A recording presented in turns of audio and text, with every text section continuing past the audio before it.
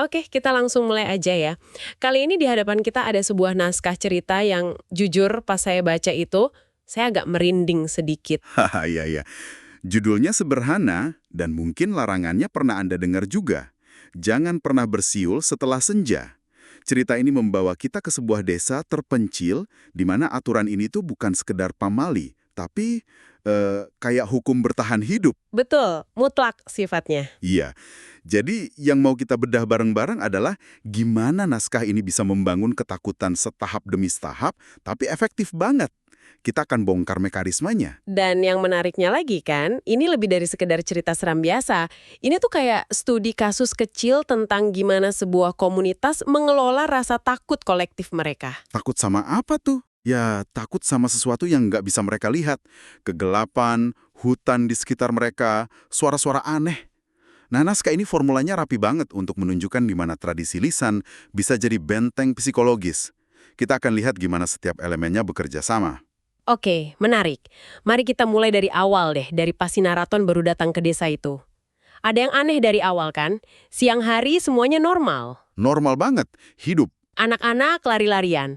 Tapi begitu matahari mulai turun, suasananya berubah 180 derajat. Pintu ditutup, jendela dikunci. Kayak ada jam malam tak tertulis gitu. Nah, yang bikin saya penasaran, kenapa mulainya dari ketakutan dari dalam kayak gini? Kenapa nggak langsung misalnya nunjukin ada sosok seram di hutan? Nah, Anda kena banget poin kuncinya di situ. Kontras. Penulisnya nggak mulai dengan ancaman, tapi dengan reaksi terhadap ancaman. Itu jauh lebih kuat. Oh, oke. Karena itu langsung memicu pertanyaan di kepala kita, mereka ini takut sama apa sih? Firasat buruknya jadi merayap pelan-pelan. Kita sebagai orang luar jadi ngerasa ada rahasia besar yang kita nggak tahu. Benar juga. Ini juga nyambung ke konsep waktu liminal. Maghrib atau senja itu kan waktu peralihan. Nggak lagi terang, tapi belum gelap total. Coba bayangin deh, senja itu kayak gerbang yang sedikit kebuka.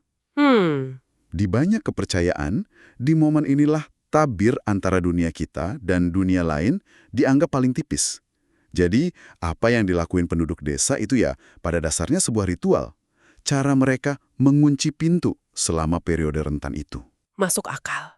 Dan ritual itu diperkuat sama peringatan dari Pak Rahmat, si tuan rumah. Waktu narator kita nanya, dia jawabnya simpel banget. Cuma natap tajam terus bilang, bersiul setelah maghrib itu seperti memanggil sesuatu. Itu dia. Pemilihan kata sesuatu itu, wah efektif banget. Bukan hantu, bukan setan, tapi sesuatu. Tentu saja. Kata sesuatu itu kanvas kosong yang sengaja dikasih ke kita. Otak kita otomatis langsung lukis kanvas itu pakai ketakutan kita yang paling dalam. Oh, iya ya. Coba kalau Pak Rahmat bilangnya memanggil kuntilanak. Imajinasi kita ya berhenti di situ aja. Tapi dengan sesuatu, wah, nggak ada batasnya. Ketidakpastian itu bahan bakar utama rasa takut. Penulisnya nggak ngasih kita monster, dia maksa kita bikin monster kita sendiri. Dan biar monster ciptaan kita itu terasa lebih nyata, ceritanya ngasih bukti. Ada legenda lokal soal pemuda yang dulu melanggar aturan ini. Nah, ini fungsi klasiknya legenda. Diceritain dia bersiul iseng, terus ada yang balas dari hutan. Dia kira temennya, ya dibales lagi. Terus-terusan gitu, sampai suara balasannya jadi aneh dan makin dekat. Nah, sejak itu dia sakit parah. Ini fungsi legenda sebagai alat pengajaran. Dia mengubah aturan dari sekedar jangan lakukan ini, jadi jangan lakukan ini karena ini akibatnya. Aturan itu jadi punya bobot emosional, jadi punya konsekuensi nyata. Dan ada satu detail dari legenda itu yang, wah, itu sih yang paling bikin nempel di kepala saya. Waktu sakit, si pemuda ini terus-terusan ngigau satu kalimat aja. Ada yang ikut pulang.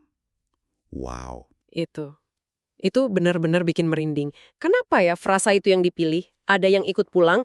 Itu bukan cuma kalimat horor biasa loh. Itu adalah pelanggaran batas yang paling sakral. Selama ancamannya ada di hutan, di luar sana, kita masih punya tempat aman, rumah. Betul. Hutan itu ruang liar. Rumah itu kebalikannya. Ruang domestik, tempat kita paling aman. Frasa ikut pulang itu secara efektif menghancurkan benteng keamanan itu. Ancamannya udah nggak di luar lagi, tapi udah masuk. Sudah nembus pertahanan ya? Betul. Sudah melintasi ambang pintu. Ini menyentuh ketakutan kita yang paling primitif, yaitu kehilangan rasa aman di satu-satunya tempat di mana kita seharusnya merasa aman. Oke, jadi panggungnya udah siap. Suasananya mencekam, peringatannya ambigu, terus ada legenda yang mengerikan. Nah, disinilah ceritanya benar-benar ngebut. Aturan yang udah dibangun itu dilanggar. Pemicunya ya di sini. Kita dengar siulan pendek dari kejauhan. Reaksi Pak Rahmat yang lagi sholat aja langsung kaku badannya. Itu udah cukup bikin kita panik. Betul. Momen itu jadi titik di mana semua fondasi tadi, suasana, dialog, legenda, semuanya jadi nyata. Bukan lagi teori. Dan dari sini, kita bisa lihat betapa jagonya penulis ini memakai suara sebagai elemen teror utama. Nah, ini dia. Saya mau kita bedah pelan-pelan bagian ini. Jadi, pertama ada siulan pendek dari jauh, terus siulan kedua lebih jelas dari arah jalan, si narator ngintip, tapi kosong. Nah, pas dia masih ngeliat keluar, ada siulan ketiga yang ini dekat banget. Lalu Pak Rahmat langsung bertindak kan? Iya, Pak Rahmat langsung narik dia dari jendela sambil bisik, kalau kamu lihat, dia tahu kamu dengar. Peringatan itu mengubah dinamika sepenuhnya. Itu menetapkan aturan main sama sesuatu ini. Melihat itu bukan lagi tindakan pasif. Jadi, semacam konfirmasi gitu ya. Pat, Anda seolah-olah bilang, iya, saya di sini, saya dengar. Dan dengan begitu, Anda mengubah diri Anda dari pengamat jadi peserta. Anda masuk ke permainan mereka. Ini horor partisipatif yang efektif banget. Dan permainannya makin aneh. Setelah itu, kedengeran siulan lagi. Tapi kali ini, dari arah yang secara logika nggak mungkin. Persis di belakang rumah. Padahal di belakang itu kebun lebat. Suaranya deket banget. Seolah-olah nempel di dinding ya. Iya, awalnya saya mikir apa ini gema, tapi ceritanya negasin kalau bukan. Apa sih yang terjadi di sini? Penulisnya lagi sengaja ngacak-ngacak persepsi ruang kita. Dalam psikologi horor, ini namanya disorientasi spasial. Rasa aman kita kan bergantung sama logika lingkungan kita. Suara dari jalan ya dari depan, suara dari kebun ya dari belakang. Benar. Waktu suara datang dari tempat yang mustahil, logika kita runtuh. Dan saat logika runtuh, kita jadi sangat rentan. Kita nggak bisa prediksi apa-apa lagi, dan itu menakutkan. Lalu puncaknya, siulan dari belakang rumah itu dibalas lagi dari arah jalan. Si narator sampai bilang, jadi ada dua sumber suara. Momen itu, buat saya, ngubah segalanya. Ini bukan lagi satu makhluk iseng. Ini terasa terkoordinasi. Tepat. Itu evolusi ancaman yang sangat cerdas. Kalau cuma satu suara, kita masih bisa nenangin diri, mungkin fenomena aneh. Tapi kalau dua suara saling saut-sautan, ada dua implikasi mengerikan. Pertama, ini menandakan kecerdasan. Ada niat. Bukan gema biasa. Bukan. Kedua, ini menciptakan sensasi terkepung. Ancaman nggak lagi dari satu arah, tapi dari depan dan belakang. Rumah yang tadinya tempat aman, sekarang jadi kayak jebakan. Jadi bukan cuman hantu, tapi hantu yang lagi berstrategi. Bisa dibilang begitu. Dan strateginya terus berkembang, terornya nggak statis. Perhatikan deh progresinya. Dari siulan yang pasif, lanjut ke ketukan di pintu. Tok, tok, tok. Iya, itu eskalasi banget. Itu dari sekedar kehadiran, jadi upaya interaksi. Mereka pengen masuk. Terus dari ketukan, lanjut ke suara bisikan. Progresi menuju sesuatu yang lebih intim, lebih personal. Kalau tadi itu strategis, bagian selanjutnya ini personal. Ini bagian puncaknya buat saya. Waktu si narator, seorang tamu, dengar namanya dipanggil dari luar. Pelan banget. Momen itu, wow, ancaman itu tiba-tiba jadi punya mata. Dan telinga. Kenapa langkah ini krusial banget di cerita horor? Karena itu, mengubah Anda dari sekedar saksi menjadi target utama. Selama ini, bahayanya kan masih komunal, milik desa. Siulan itu buat semua orang. Tapi pas nama Anda yang dipanggil, seorang tamu, bahaya itu jadi milik Anda seorang. Oh, iya. Ancaman yang tadinya anonim jadi spesifik dan pribadi. Ini pelanggaran privasi dan keamanan psikologis yang paling dalam. Nggak ada lagi tempat sembunyi. Karena musuhnya bukan cuma tahu Anda ada di situ, tapi tahu siapa Anda. Dan ini nyambung langsung sama peringatan Pak Rahmat tadi. Kalau kamu lihat, dia tahu kamu dengar. Ternyata lebih dari itu, dia tahu namamu. Betul. Dan itu kan bikin kita bertanya-tanya, Sekuat apa sih entitas ini? Dari mana dia tahu nama itu? Ketidaktahuan akan kemampuan musuh itulah yang menciptakan teror sejati. Batas kemampuannya jadi tak terhingga di imajinasi kita. Untungnya, terornya berhenti ya.